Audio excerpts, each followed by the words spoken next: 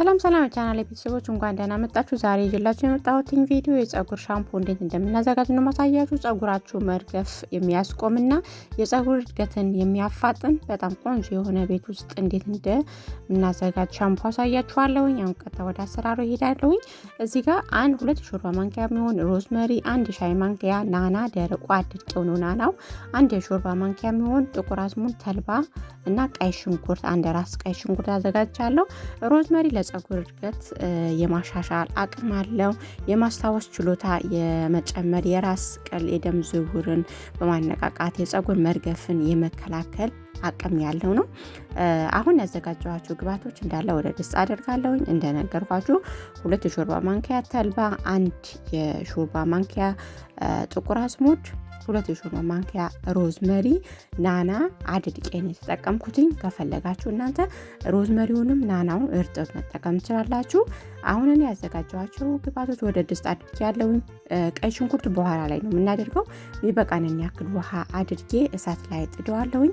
ከዛ ትንሽ እስከሚወፍር ነው የምንጠብቀው፣ ያው ተልባ ማለት ነው። ከዛ አሁን ትንሽ ካቆየሁት በኋላ እሳት ላይ ያዘጋጀሁት ቀይ ሽንኩርት አደርጋለሁ ማለት ነው። አሁንም ትንሽ ካቆየ ነው በኋላ ይበቃዋል ማለት ነው። ተልባ በተፈጥሮ በአንዴ አይወፍርም፣ ትንሽ የቆየ ነው የሚወፍረው ማለት ነው። ቶሎ የሚወፍርም አለ፣ ግን እኔ ብዙ ስላልተጠቀምኩኝ ትንሽ ሲቆይ ይወፍራል፣ ታዩታላችሁ ማለት ነው። አሁን በማጥለያ እናጠለዋለን። ያው በዚህ መልኩ አጥልየዋለሁኝ። ናናው ደግሞ ምናልባት ከስር ካለው በስስ ጨርቅ ማጥለት ትችላላችሁ። ለምን እኔ ደረቁ ስለተጠቀምኩት ማለት ነው።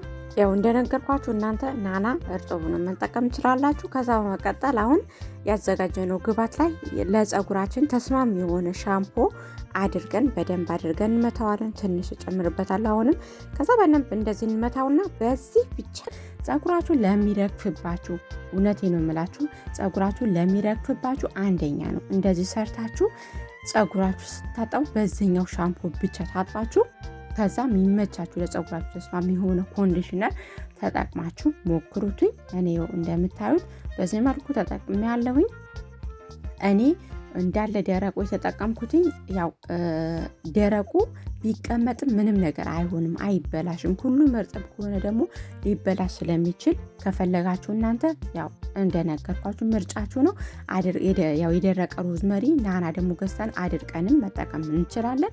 ከዛ በዚህ መልኩ በደንብ ከታጠብነው በኋላ ኮንዲሽነራችን እናደርጋለን። በደንብ አድርገን እናበጥረዋለን። ውድ ቤተሰቦች በጣም ለውጥ ታዩበታላችሁ። ፀጉራችሁ ለሚረግፍባችሁ በጣም አንደኛ ነው። በዚህ መልኩ ሰርታችሁ ተጠቀሙትኝ፣ ሞክሩትኝ። ለራህማዶ ቲዩብ ደግሞ አዲስ ለሆናችሁ ሰብስክራይብ፣ ላይክ፣ ሼር በማድረግ አበረታቱኝ። በሌላ ቪዲዮ እስከምንገናኝ በያላችሁበት ሰላማችሁ ይብዛልኝ።